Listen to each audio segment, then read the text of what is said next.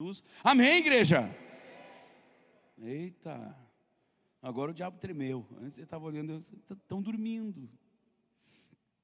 Atos, capítulo 14, versículo 8. Quem achou, diga amém. Agora sim. Em Listra, costumava estar assentado. Escute esse texto. Eu falei que nós íamos falar sobre isso domingo. Deus tocou meu coração enquanto eu pregava. Eu trouxe este texto, né, não da forma textual, mas o contexto dele. E o Espírito Santo me disse: pregue sobre isso na terça-feira. Eu já anunciei, nós vamos pregar sobre isso, nós vamos meditar sobre isso.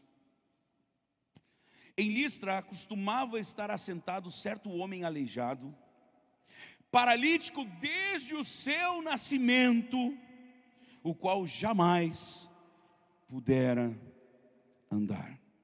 Esse homem ouviu falar Paulo que, fixando nele os olhos, escute isso, e vendo, o apóstolo Paulo percebeu que possuía fé para ser curado. Paulo, o apóstolo, enquanto pregava, viu que aquele homem possuía fé para ser curado. Então Paulo disse-lhe em alta voz: apruma-te direito sobre os pés. E ele saltou e andava. Queridos, que palavra poderosa é essa? Que ensinamento tremendo nós vemos aqui, queridos. Sempre quando os apóstolos, sempre quando Jesus pregava ou pregavam o evangelho, a Bíblia deixa claro que multidões se faziam presentes. Por que se faziam presentes? Eu estava ontem à noite, nós estávamos jantando, e eu e meu filho do meio, o Timóteo, nós começamos a conversar sobre as coisas de Deus. E eu estava falando sobre um assunto, e o meu filho disse assim: pai, como é lindo ver tu falando sobre isso, porque tu fala com autoridade sobre isso. E eu disse: filho, essa tem sido a minha oração desde os meus 16 anos, quando eu entendi o chamado de Deus na minha vida. Porque, queridos, eu quero dizer uma coisa: pegar um texto da Bíblia e falar sobre ele, desculpa, qualquer um faz. Mas o que nós precisamos ter, amados, é só estudar, é só pegar alguns livros de concordância, de teologia sistemática, e você vai aprendendo a parte literal da coisa. Só que a Bíblia não fala, e por isso eu sempre orei assim, desde os meus 16 anos, 15 anos, quando eu entendi que Deus tinha um chamado para a minha vida. Porque a Bíblia fala que num determinado momento Jesus estava pregando, e a Bíblia diz que eles olhavam e percebiam e diziam: este prega como quem tem autoridade.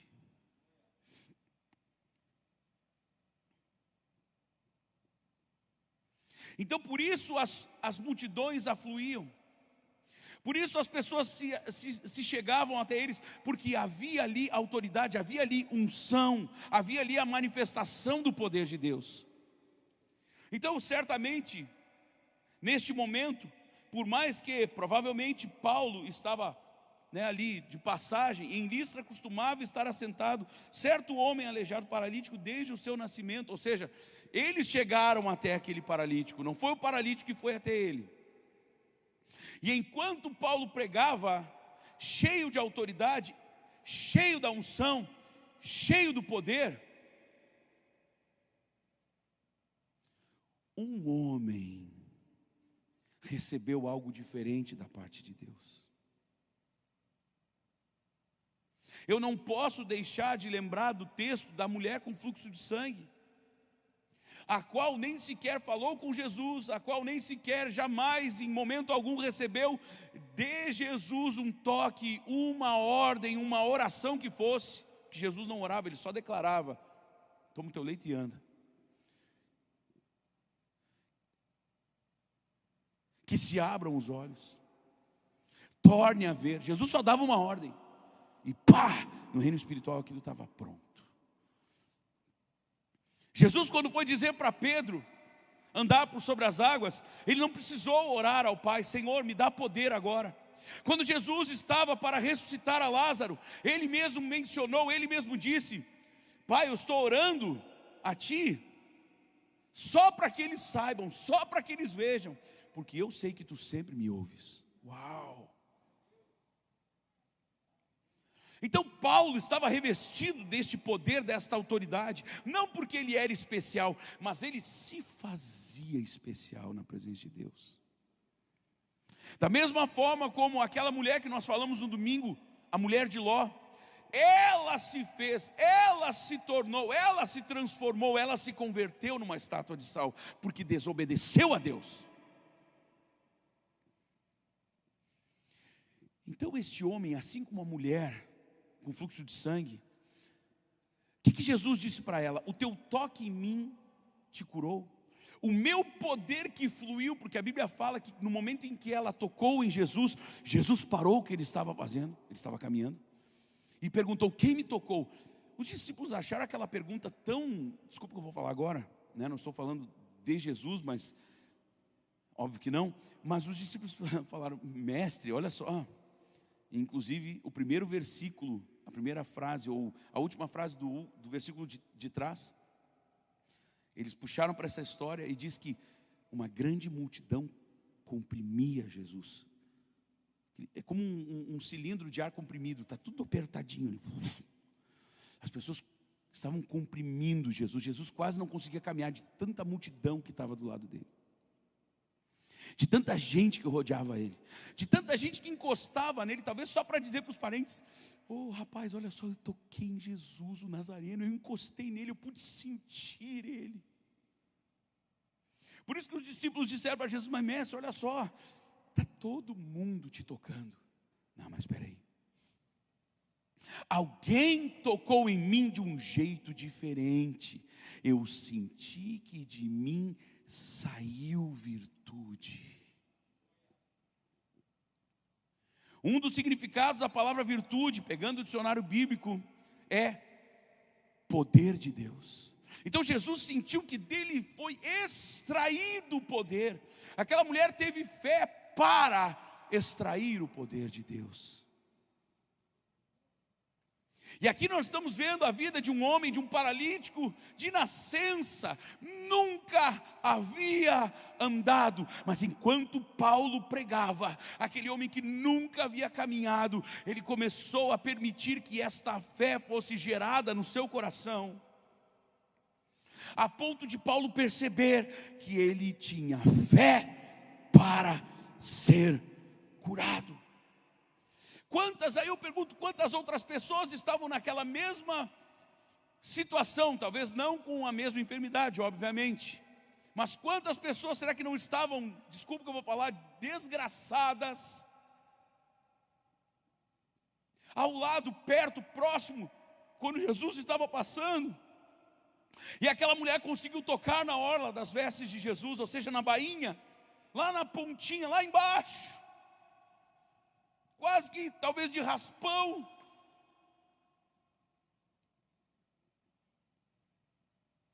Essa mulher fez algo diferente, ela teve uma postura diferente, ela teve uma atitude, uma postura diferente, por isso ela colheu algo diferente. Quantos outros será que não estavam próximos de Jesus e talvez não necessitavam de algo muito mais grave? Porque nós sabemos que aquela mulher já estava daquele jeito, sofrendo há 12 anos. 12 anos. Talvez existiam ali pessoas que estivessem passando por coisas muito piores, mas aquela mulher, ela teve fé para ser curada. Quando Jesus fala isso, aquela mulher atemorizada, ela ficou com medo, porque ela sabia o que tinha acontecido, ela sentiu a glória. E ela então parou: mestre, olha só, é que eu vinha vindo, eu estava padecendo e tal, doente, enfermo, com fluxo de sangue, uma hemorragia de 12 anos. E eu dizia comigo mesma: se eu tão somente tocar na orla de Jesus, eu serei curada. Jesus olha para ela: bah, filha, pode ir em paz. A tua fé te salvou. Então eu pergunto para você, meu irmão, minha irmã, meu amigo, minha amiga, você que está assistindo pela internet, pelo amor de Deus, entenda. Não adianta você estar inserido em um ambiente de fé, de milagres.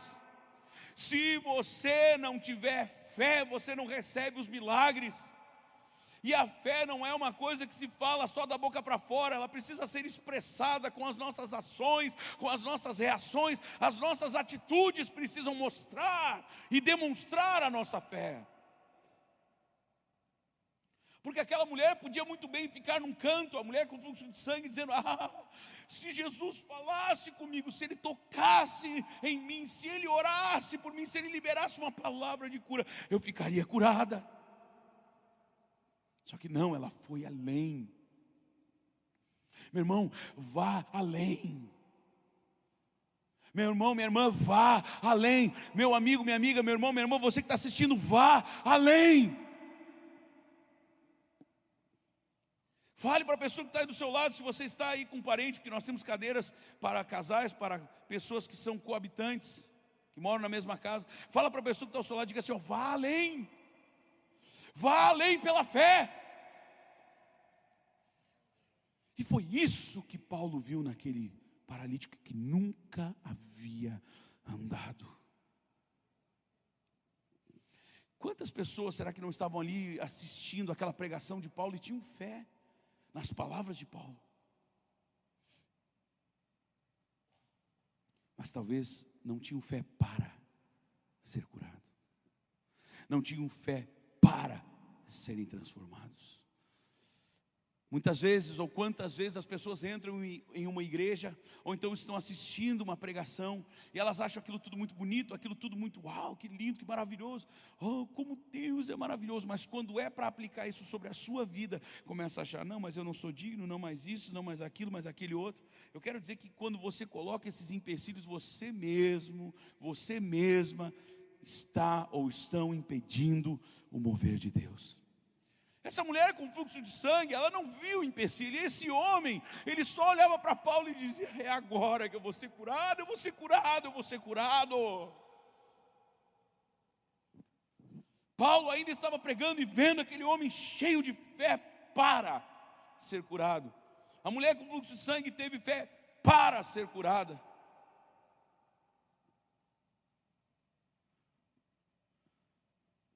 O centurião.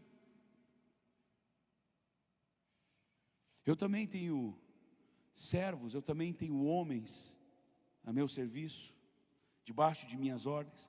Eu digo a este: vai, ele vai. Eu digo ao outro: lá vem, ele vem. Então o Senhor Jesus, o centurião, uma autoridade romana,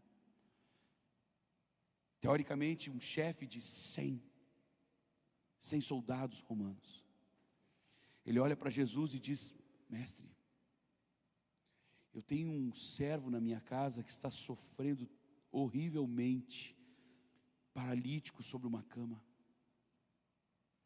Me manda com uma só palavra, autoridade. Me manda com uma só palavra e o meu servo ficará curado. O que Jesus diz para ele? Olha, mas o que ele tem? O que aconteceu? Vamos examinar, vamos pensar aqui, vamos clamar a Deus agora para ver se Deus faz alguma coisa. Jesus só disse: vai, e te seja feito conforme a tua fé. Então, o que nós, não é podemos, o que nós temos que trazer para nós nessa palavra? O que nós temos que trazer para nós, queridos? Não adianta nós só acharmos essa palavra uma bênção. Uau! Esse homem tinha fé para ser curado. Essa mulher tinha fé para extrair de Jesus o poder necessário, o poder que poderia curá-la, restaurá-la. Ou então olhar: meu Deus, olha esse centurião, que fé é essa que esse homem tem, ou teve. É a fé que Jesus quer que nós tenhamos, gente. Essa fé move montanhas. Essa fé altera resultados. Essa fé muda o curso da história de uma pessoa. Essa fé muda a história de uma pessoa. Se nessa noite Deus enxergar no teu coração, no meu coração, se Deus enxergar no teu coração fé para ser curado, fé para ter a sua vida restaurada, para ter a sua família transformada. Eu quero lhe afirmar: Deus vai fazer. Deus vai fazer. Há poder no nome de Jesus. Há poder no nome de Jesus. Nós é que limitamos, nós é que botamos empecilhos. Aquele coxo paralítico, olhando Paulo pregar, ele podia dizer: uau, que palavra é essa? Que conforto é esse? Que consolo é esse? Uau, que forte! Quantas vezes nós vamos à igreja ou nós ouvimos uma pregação e nós nos deleitamos na unção de Deus.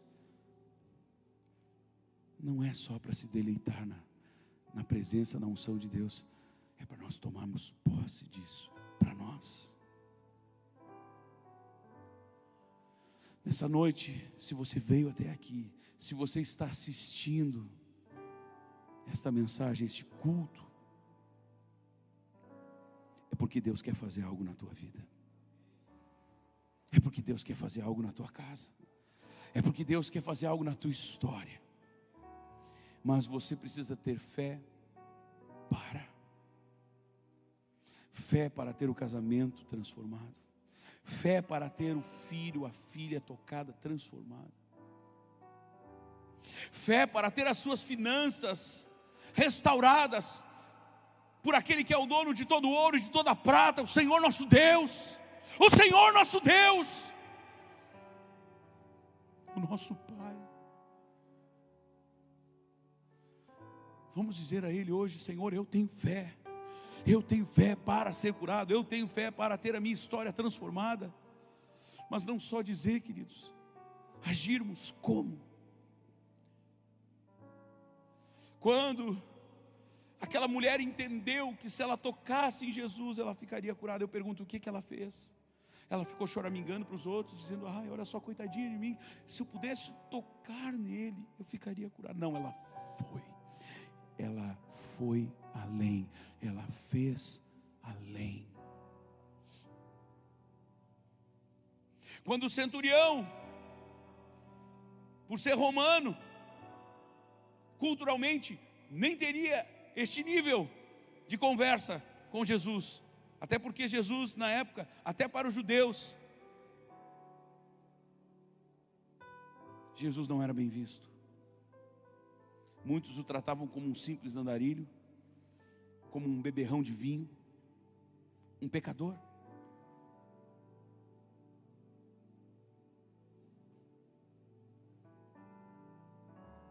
Até chegar ao ponto de dizer que Jesus expulsava os demônios pelo poder de Beelzebu. Assim enxergaram Jesus. E o centurião, tomado de autoridade,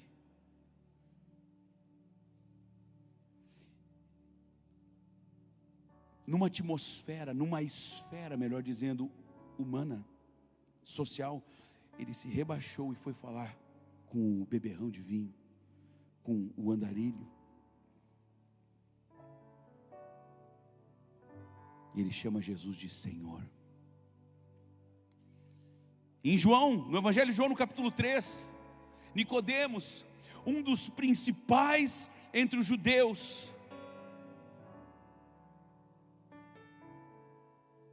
Nicodemos era um fariseu, um doutor da lei, não só um conhecedor da lei. Ele, como fariseu, como mestre, ele chega para Jesus e chama Jesus de Rabi, que quer dizer mestre. Ele diz: Rabi, sabemos que és mestre vindo da parte de Deus, e que ninguém pode fazer os milagres que tu fazes, se Deus não estiver com ele.